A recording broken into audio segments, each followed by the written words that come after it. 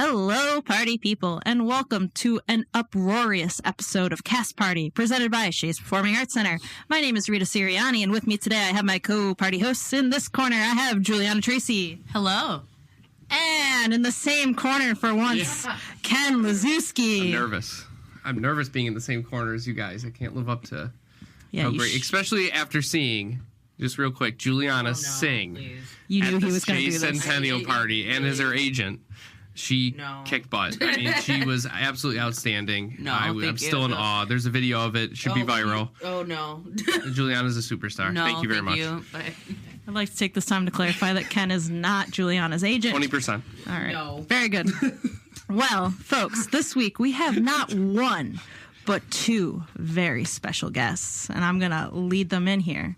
So first, Marc Sacco is a 2-time Artie Award winner and 12-time nominee. That's crazy. Yeah, I didn't see the 12 part.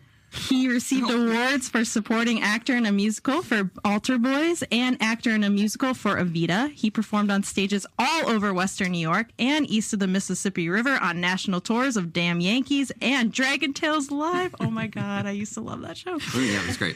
Oh my God. Marc is a proud graduate of Niagara University, having received his BFA in theater, and he is getting ready to play the Disquith family in A Gentleman's Guide to Love and Murder. And Kari Drozd is the resident costume designer at MusicalFare, with work including Peter and the Starcatcher. She won an Artie Award for outstanding costumes for that. You gotta bring the Arties. They're like rewards, right? Yeah, they are. Yeah. They're like glass awards. Yeah. Oh, We'll have people bring their Arties. Yeah, that'd be sweet. They're very I want to fragile. see one. I've never seen one. I don't know. Other companies that Kari has designed for include Art Park, JRT, ICTC, and Buffalo Seminary. As a costume technician, Kari has also worked with Roadless Traveled Productions as well as Kavinoki Theater. We love those folks. Outside of designing, Kari holds a degree in history, which I didn't know, and pre-medicine from UB, which badass. She is a costume designer for A Gentleman's Guide to Love and Murder. Folks, are you sensing a theme with today's episode? Is that what today's about? Today is all about MusicalFare's very funny, amazing remount of A Gentleman's Guide to Love and Murder, coming to Shea 710 in February. Yay. I'm like starstruck. 2 Artie Award winners. 2. It's all very glamorous. Like 6,000 nominations between the two of them. You didn't even put how many nominations Kari you have. You said you have like 1 million. I have no idea. It's around 1 million. Yes. It's around 1 million nominations. Marc, Kari, thank you guys so much for being here today. We really appreciate it. Just to get the ball rolling, would you guys be able to share with the folks at home a little bit about Gentleman's Guide to Love and Murder? Sure. Yep. Great. Okay. So A Gentleman's Guide to Love and Murder is this really sort of crazy comedy about this guy whose name is Monty. And he discovers after the death of his mother that she has been part of this British aristocratic family. The show takes place during King Edward's reign, so that's going to be like 1901 to 1910. So we're probably snug right in the middle of 506, somewhere like that. So this takes place in England.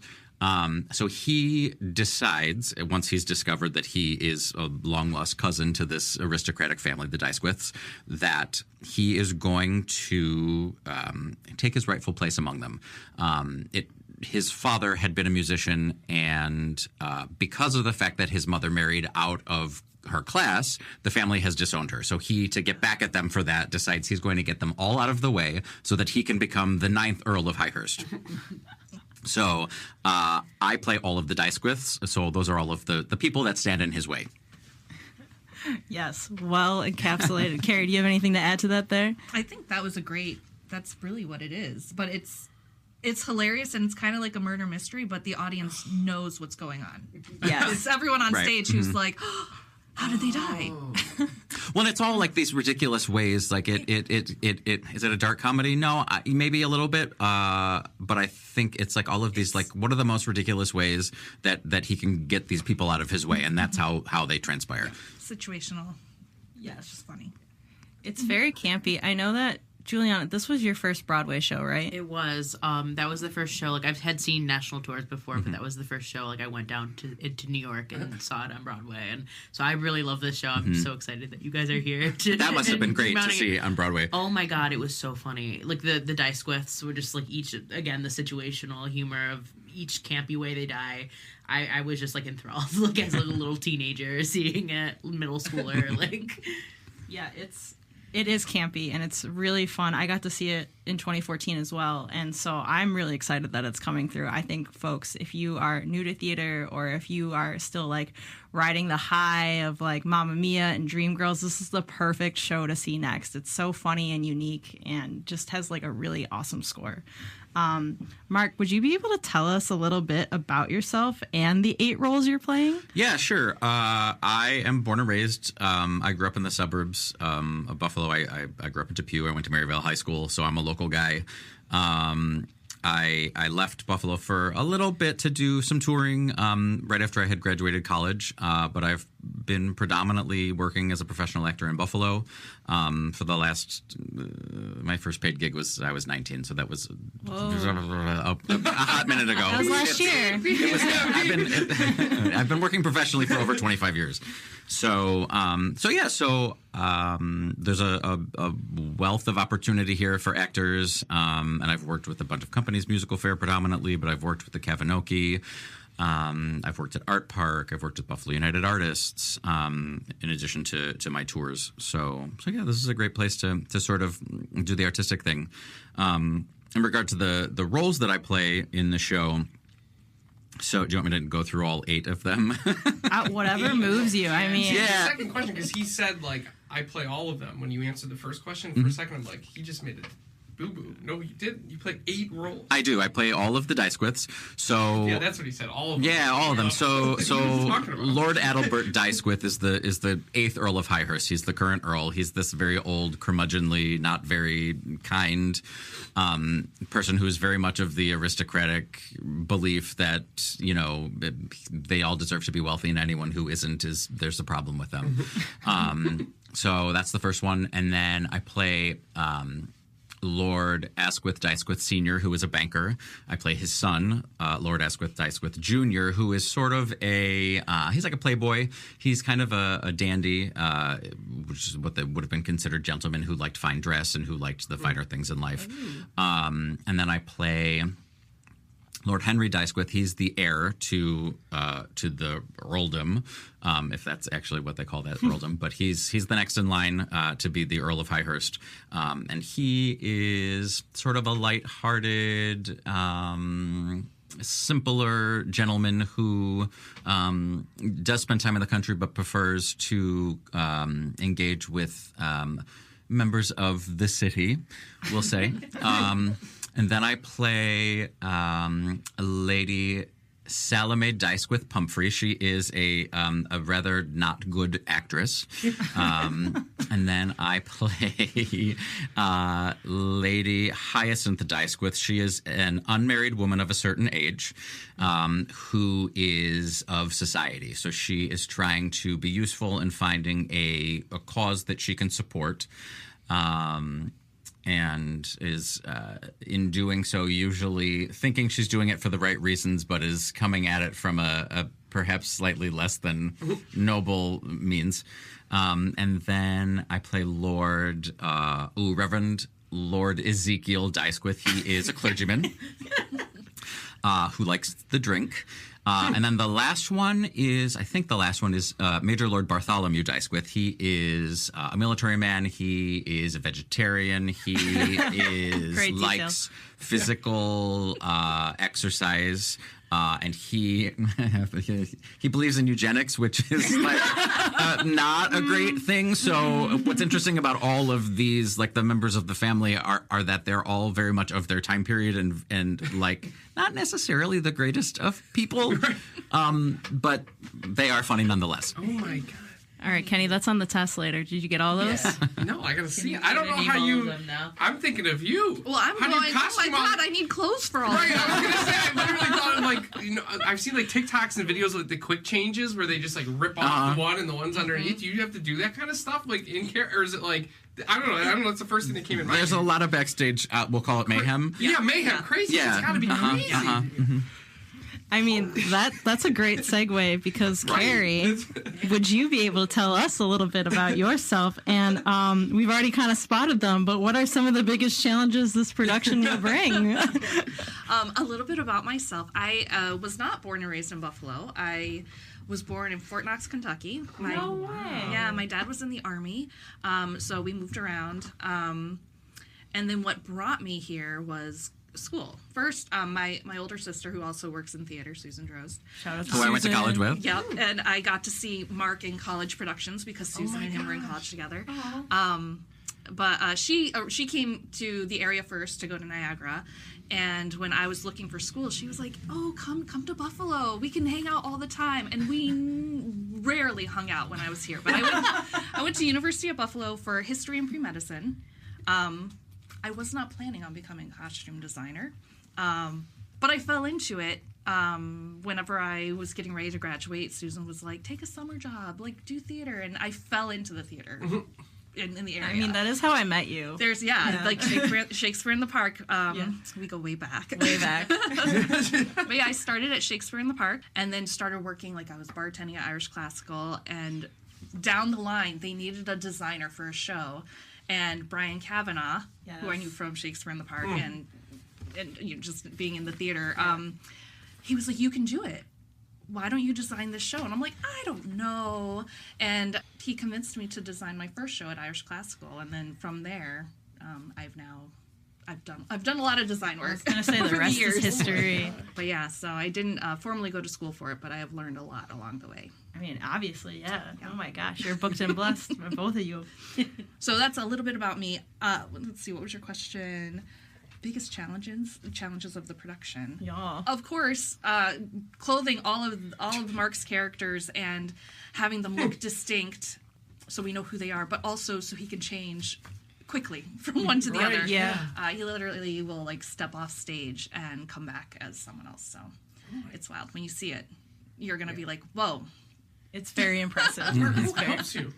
Are you doing this yourself? Who helps you? No, luckily. So what's happening? Generally speaking, there is a wardrobe assistant to help everyone in the show.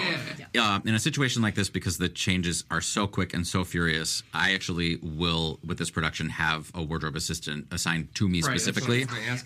Good. Because of the fact that the changes need to happen very quickly, but also they're like sometimes the costume pieces need to go from one spot to another, and I can't do that if I'm on stage. So there is someone helping me to make sure that the costumes are where they need to be when I need them, as well as assisting me getting in and out of things quickly. Yeah.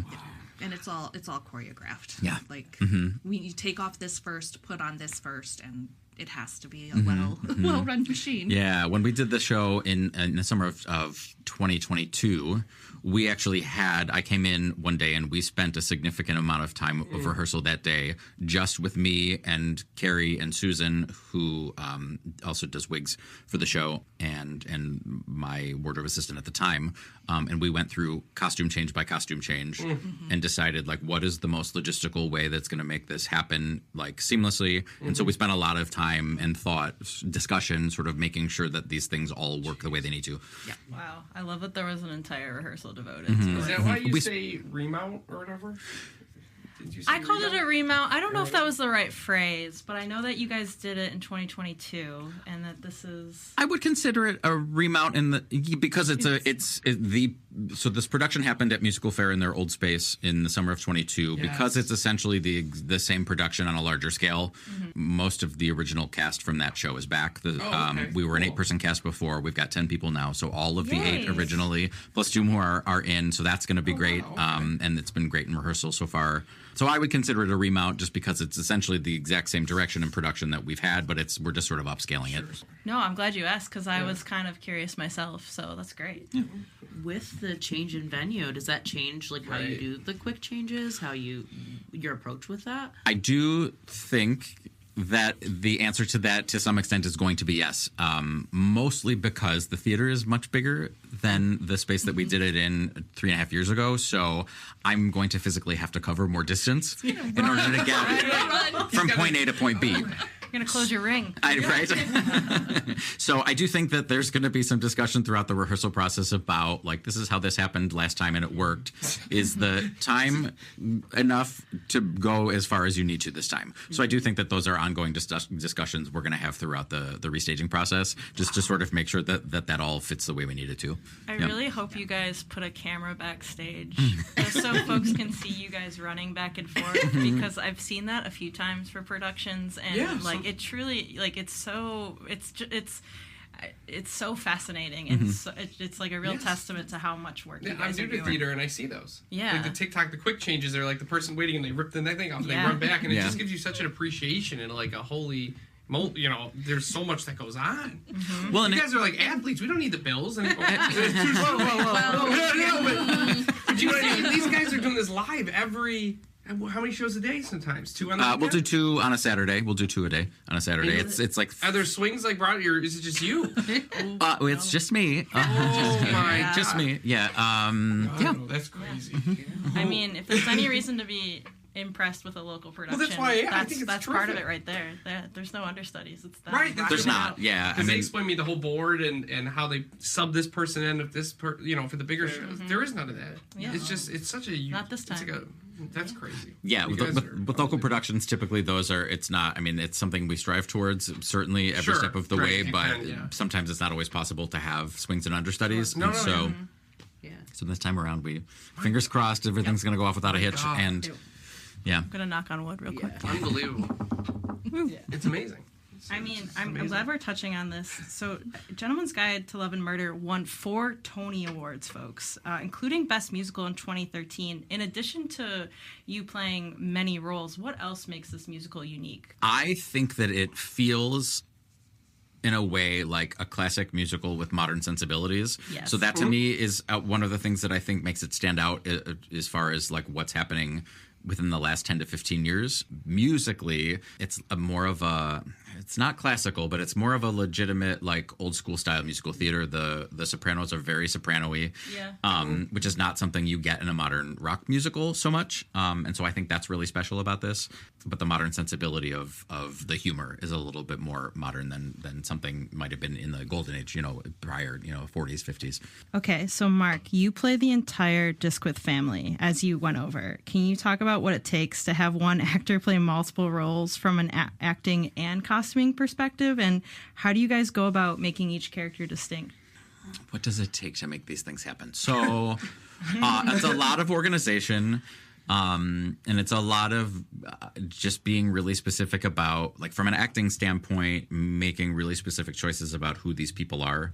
The script sometimes gives clues about who they are, sometimes very specifically, like this person is this type of XYZ, whatever. But because this style of comedy is a little bit broad, you're not getting to really delve in and make these we're not dealing with whole character human beings per se, because sometimes we're only seeing them for one page, right? So you're getting a quick bit of this character, so you have to be really specific about what they're going to be like, because you've got sometimes a really, really short amount of time for the audience to know who they are. So it logistically, to make that happen every night, it's just about being really specific in the choices that you're making, but then also really, like we were talking about earlier, just being very specific about the way you've designed the things to happen, to jump from character to character to character. And I would throw in, like, as far, like, Mark's total control of, like, the voice he uses, the physicality, and how he portrays them, and then how I try and support is, like, what shape is that character, what color does that character wear, how can we help the audience know that it's this character and not that character. So some of the characters are padded out and they're curvy, some of them are muscly, and then it's really trying to help Mark feel the character with the different clothing. Kari, when you get like this, when you guys get the script, is there like a costuming guide that comes with this? No. Like, how do you know? I was gonna say, well, how do you do when you watch the old show? Like, how do you? How do she's you a do genius. It? No, how do you do it? I want to get into that. How do you do that? I personally, as a designer, make a conscious decision not to watch other productions. See, I would have thought you would. See, No, I didn't. I love to just come up with my ideas. Sometimes a director will throw me like, hey, can you look at this? Like, I want something like this. And it might be from a different production, or it might be something like a TV show. I like this character. Can you bring it to to the stage? So I read the script multiple times and I take notes. And like I sometimes feel colors. I'll be like, this character feels like this. But then I love to talk to the actor and be like, what are you thinking? Or we try on clothes. And sometimes we hit something right, like this feels great, or sometimes it's like, I don't know, can we try? No guidebook. Wow, I have to sit and study the script. And it's the same for, like, as far as the characters are concerned. Like I said, you get a little snippet maybe in the dialogue, or sometimes there's a stage note about them, but you're really sort of making decisions like, how old is this person? Okay, what is their walk maybe like? Like, that's sort of where I start to distinctify, like, like, how do you physically make them different, and then how are they going to sound, right? And so you start making decisions about, like, well, this person is older, so they're going to walk differently than one of the other characters who might be 30, right? Like, so it's a lot of just sort of, like, playing around with those kind of things. And what was interesting, actually, about costuming this show is that Kari and I got together. We had a photo shoot prior to rehearsals even starting in the original production. And so we actually got together earlier in that process than we would have normally. So we had a lot of conversations, and she pulled a lot of things. And we had a lot of, like, really collaborative discussion about, like, these are the things I'm sort of thinking. She brought to me for, like, Lady Hyacinth, for example, who is the society lady, who wants to do good. She sort of brought a couple of costume ideas. Physically, we were in the costume space, and she said, these are things I've pulled that sort of I think might work for her. What do you think? And we had a lot of conversation about, like, this feels right. Like, these colors feel like maybe this is what she would be like. And so we sort of were, like, in real time sort of informing each other's decisions about what that then was going to be based on, which then we both, I think, could go and take back to our own worlds and sort of start building. I love how collaborative that is. Yeah, that's crazy. Especially with a show like this, it was so great to have that time early on. Right, which is not coming back to it. Like, right. Yeah. Are you discovering anything new as, like, creatives now that you've had some time with it and some time away from it? I think we haven't had a fitting for this production yet, and I think once we have our first fitting together, we will discover. Like, I keep in my mind, I know you use the word, like, remount, but I'm thinking the show's gonna have a glow up. Oh, like, that's way better. Nice. Yeah, that is better. Like, what can we add? What can without adding time? What can we add? How do we make it more efficient, more magical, and then more spectacular? Right. Oh my god, When you I'm say replacing pull the that. costumes, is there like a vault in MusicalFare? Like, where are you getting the costumes? Good question, Are you like Kenny. thrift? Like, are you going It's to this the store? magical window. She waves her wand. and this portal opens. I'm a big Disney guy. I knew so you were I'm thinking, magic. Like, Disney has all the costumes, right? And they go and I don't know. We do have a costume shop, not at 710. It's off the site, but that's where we keep all our storage. So we have a stock of costumes, but then I also build some of the costumes. So it's a mix of that. This show being set turn of the century, you can't really go and buy a lot of it. Right. That's what I was thinking Yeah, about. Like, so- how were you pulling those? You can't go down to buy this stuff. So You if gotta I direct. have something in stock, I might be able to pull it, or I'm going to have to build. There's a couple things I know I'm building for sure for this round already. And there were a couple of things, funny enough, that I'm thinking of one piece specifically for Lady Salome, who was the terrible actress. Part of the costume that became her overall look is actually a piece of a costume that I wore in another production as a character that was nothing like this woman. Yeah. So interesting. sometimes bits and pieces, sort of come in. I've worked with MusicalFare for quite a long time. I've been really fortunate. And so sometimes, like, the pieces start to work their way around. Shoes, definitely, because there's sort of like a box of 8.5 shoes that I have my have a name on them. box of Marc Sacco. Whenever I meet another actor who's 8.5, I'm like, okay, we're going to the Marc bin. You got to return them as nicely as you get them because, fun fact, And Mark, he takes such good care of his shoes. Oh, thanks. Signs of a great actor, right there. Yeah, are you able to provide them? I know, like, when I was in acting, they would try to give us their shoes by, like, the week of dress rehearsal. Are you getting any of your shoes ahead of time? Are you able to with the Mark box, or...? Oh, I can. Do you want shoes? I mean, in this situation, because I've worn them before, I don't. It's not something that it's like super necessary for me at this point. And even for the female characters, because of the quick changes, I'm never in a like you never see the shoes. Mm-hmm. So I'm spoiling the secret. Like I wear a very basic pair of shoes like throughout, just so that I'm comfortable. Yeah. And so I there's like one or two shoe changes, but like for the female stuff, like I'm never in a heel. And so everything I wear in the show is incredibly comfortable, which also helps when I have to run from point A to point B. Yeah. So you're running further this time too. Yeah, I'm relieved for you hearing that, actually. Thank you. But I will say, like in other productions, like we've gotten shoes. I've played female characters before, and those shoes tend to come. If we don't get the exact shoes, we get a rehearsal heel. Mm-hmm. Sometimes if we have to, like if it's for something like Kinky Boots, I was an angel in Kinky Boots. Yes. I did a show called Pageant before, which were female characters, and so those shoes came to us earlier in the process, just so we could get used to wearing them, because I'm not traipsing around every day in a heel. But yeah, I could pull that trick back out if I need it, but it's not something I'm doing on a regular basis. Good to know. Special skill. Right. So you guys are both members of the MusicalFare company for many a production. What was your most exciting production to work on, aside from A Gentleman's Guide, and what made it special? Oh, that's hard. I know you sent me the questions in advance, and I didn't come up with an answer. I was like, it's going to hit me. There have been so many lovely productions. I really enjoyed the process for Fun Home when we did that, which we produced at 710, but my sister was the director. And we both, prior to knowing we were going to do that, we saw that in New York, not knowing what it was about. No way. Like, someone just said, if you have free time when you're in town, go see this show. And we did, and we went and just saw it, and we bawled our eyes out together. Absolutely. And then when we ended up working on it, I think the exciting thing about working on a piece like that, it was unique because it was a true story. It was a graphic novel. Yeah. It was at 710. And so all of that, I think, made it a really exciting process to work on.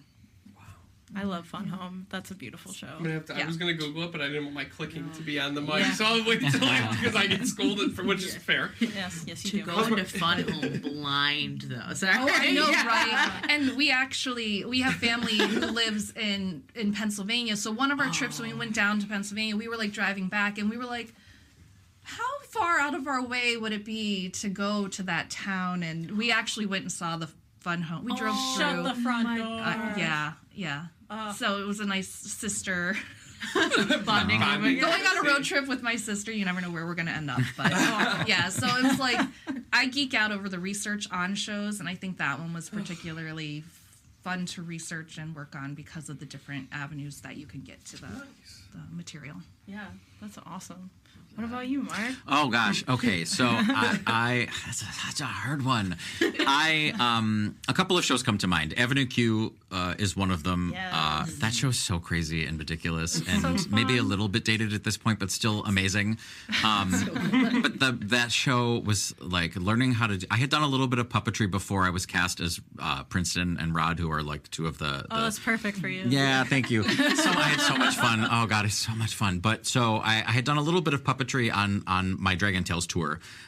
So then to come back and sort of get into a little more full puppetry with that show was really, really fun. And the puppets were designed specifically for that production based off of, sort of original ideas from the Broadway production, and getting to learn how to just work with those. And there was part of the rehearsal process for that. We actually had a puppet boot camp. So we spent like a rehearsal with Adam Krutinger, who had built and designed the puppets, late Adam Krutinger, who was just really amazing to work with, and was so enthusiastic. He really, really loved the art of puppetry, and so to sort of learn techniques from him was really, really wonderful. So that's one of the things that comes to mind.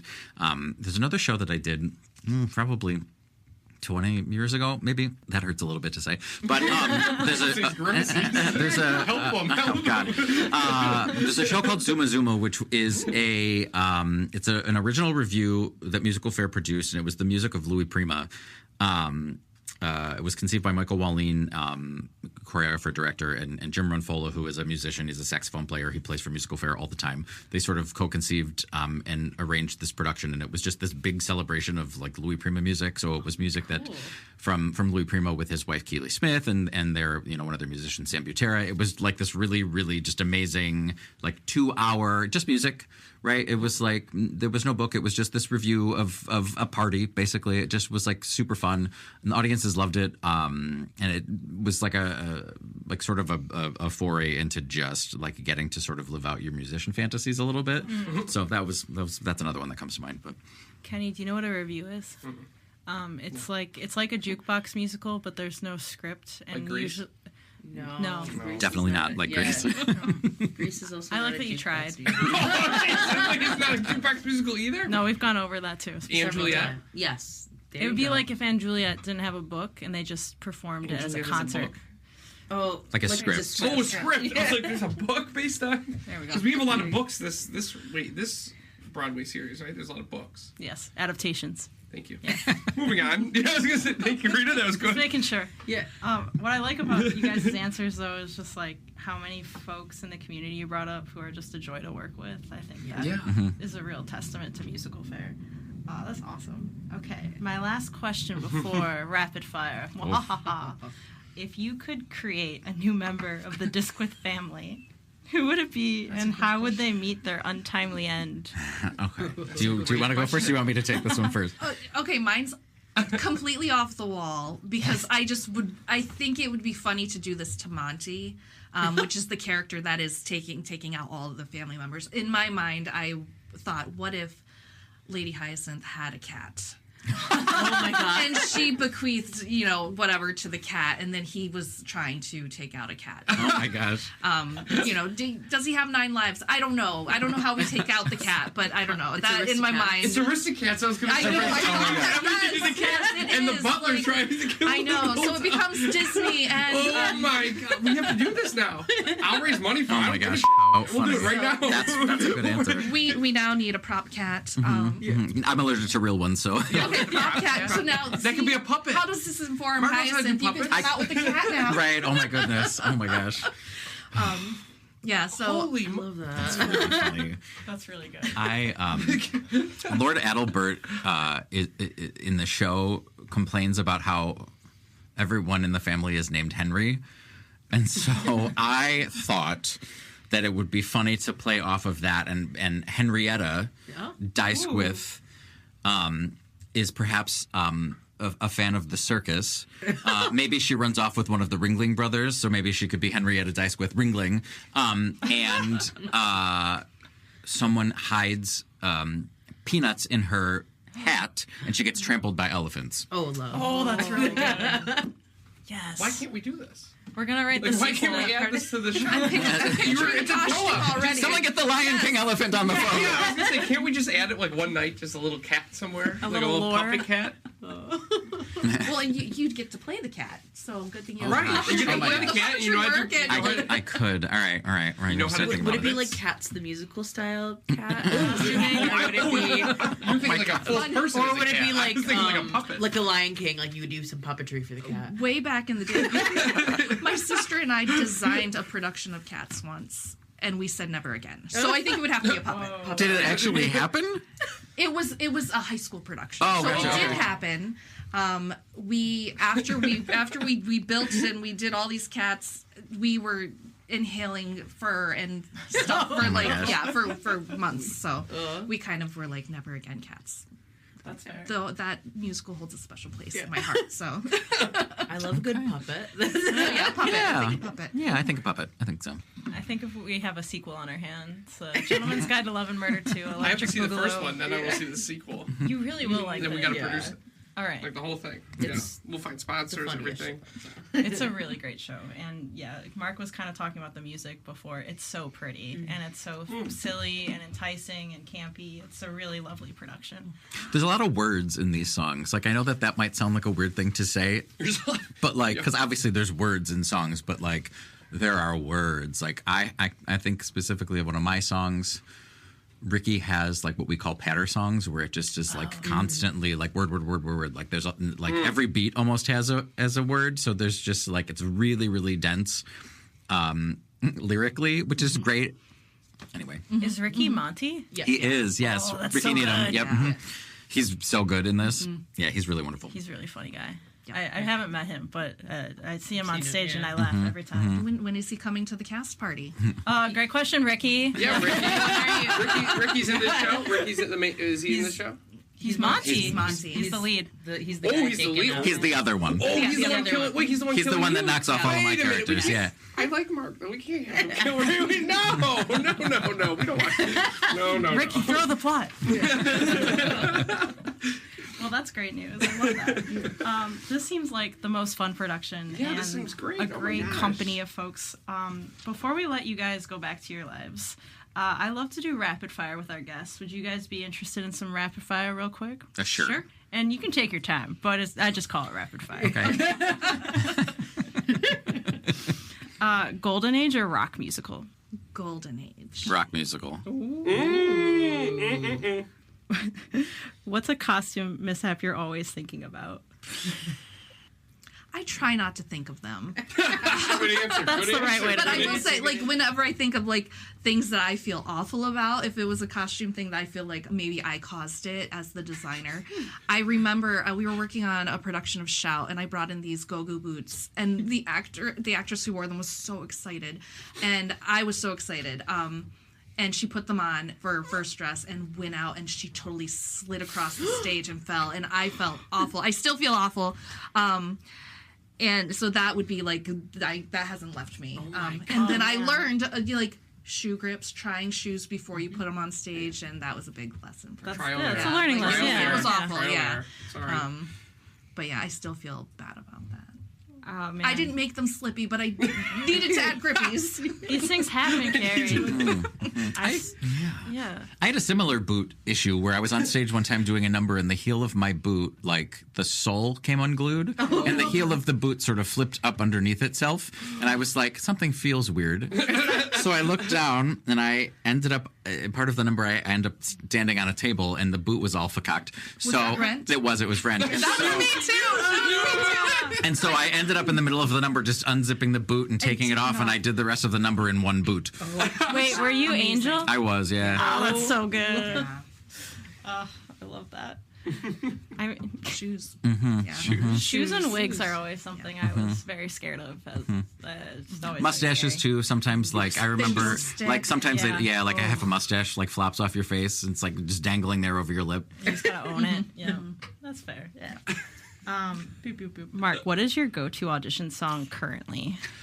Okay, so because I've been around for a hot second, I don't generally have to do like general calls anymore. Yes, so I flex. I don't actually have like a bunch of material ready at the disposal usually. Like, so I don't have like a piece, because usually when I'm going into auditions, like they're saying, hey, prep this material. They know what you're about. So like usually I'm being asked to prep something from the whatever I'm auditioning for. But I used to use a lot in my earlier days. I would use Funny from City of Angels, Oh yeah. which is like sort of 11 o'clock numbery for one of the lead male characters, who is like a writer, and his like character comes to life in the show, and so it's sort of him like reckoning with like the character and sort of, so it was like there's like a really good end. I would do like the end 32 bars. There's like a nice belty end of that. So that's what I was using for a while, like in my earlier days. Yes, I love City of Angels. That's awesome. What are your favorite movie musicals? Hello, Dolly is guilty pleasure. Nothing guilty about that. That's a hard one. I really like White Christmas.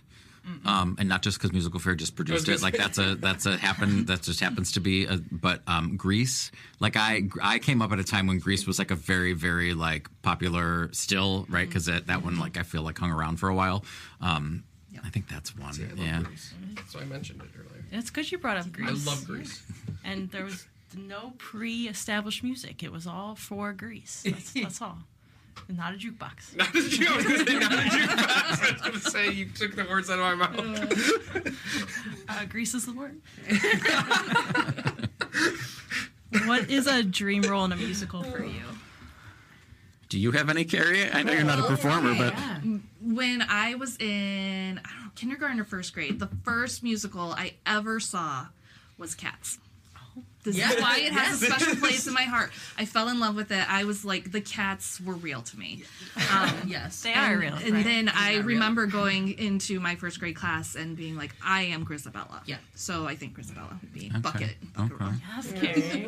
Queen behavior. If I had to pick one that's like never, ever, ever going to be possible because it's a female character, Elle Woods is like at the top of the list. If I was a girl, I'd want that role so hard. Yeah, God, it's such a great role. And Evita. If I was a woman, I would want to play Evita so bad.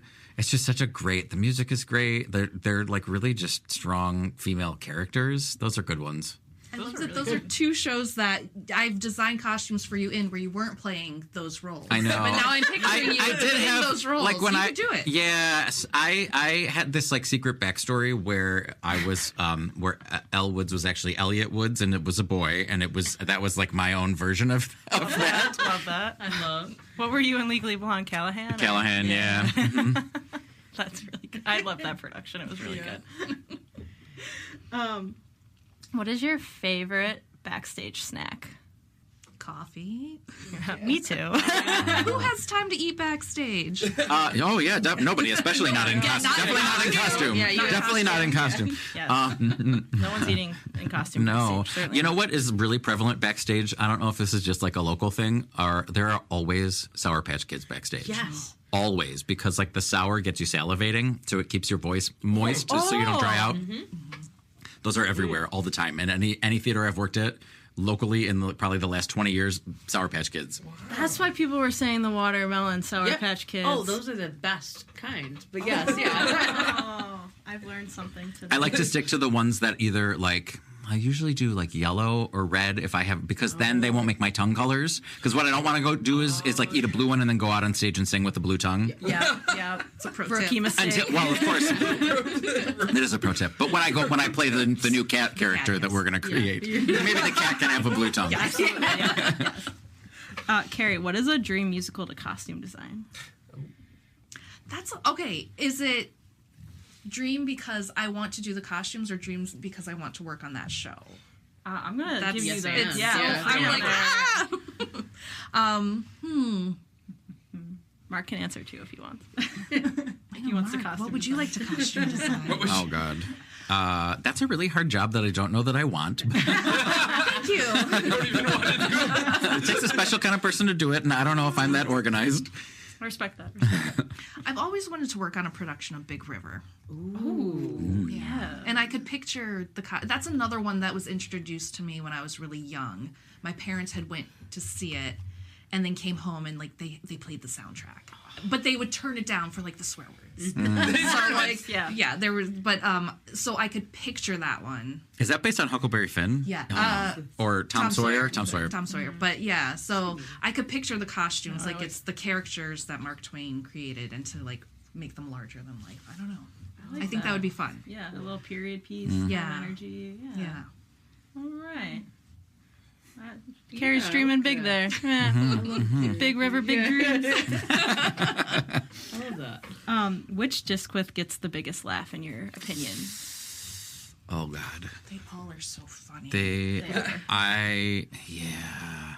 Which one do you think? That's hard to tell. Like, I feel like Hyacinth when she comes out, she's not expected. Right. So she gets that initial like. And I feel like and that song is pretty. Yeah, and I feel like Bartholomew, who's the bodybuilder, I feel like he gets a big. He's like a big visual. Yes. Right. I think the visuals sometimes like are the strongest reaction. Physical comedy. Right. Like those are the first big like. It's so hard to tell though, because like when you're running around on stage, You you're don't thinking get to about. sit and soak in the laughter. You're just like, oh, gotta go. I mean, I'm aware of it, but it's like I don't always get to like fully take it in the moment. You like slightly black out a little bit. Maybe a little bit. I get that. They're all good. They're all hilarious though.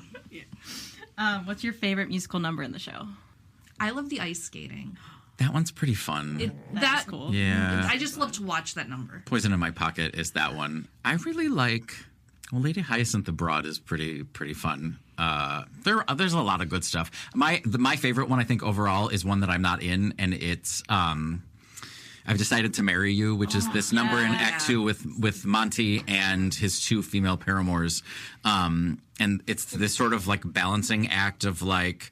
The other one isn't supposed to know that the other one is there, and so he's like in the moment very like crazily trying to manage these 2 women that want his attention in the moment, and he's trying to like divert both of them from realizing that someone else is there.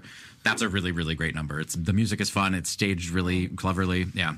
Actually, like if you're like, should I see this musical or not, and you want to get a little preview, if you go on YouTube and you look up the Tony Award performance, that's the number Mark's referencing. Yeah. And it's such a great little tease. And what's super cool about that clip as well is that because Jefferson Mays, who played the role that I'm playing, what isn't in that number, he actually introduced it, and he introduced it as he was changing characters. So you got to see in that moment some of his, like it was him and a couple of dressers, and he just kept introducing them like as he was changing characters, and then this big crazy number happens. Yes. So it's fun to see like a little bit of both of of both of those characters and what you're sort of in store for.